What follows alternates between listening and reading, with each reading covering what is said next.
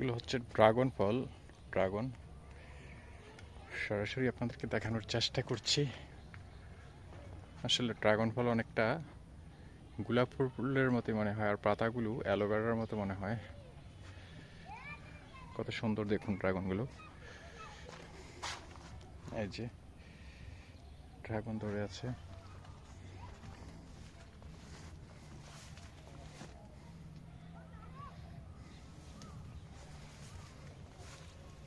এই যে অনেক সুন্দর একটা ড্রাগন।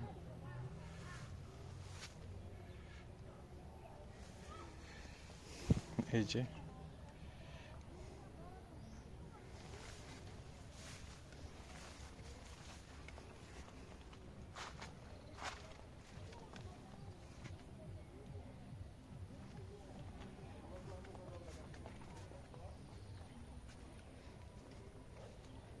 উপর থেকে যদি দেখাই একটু,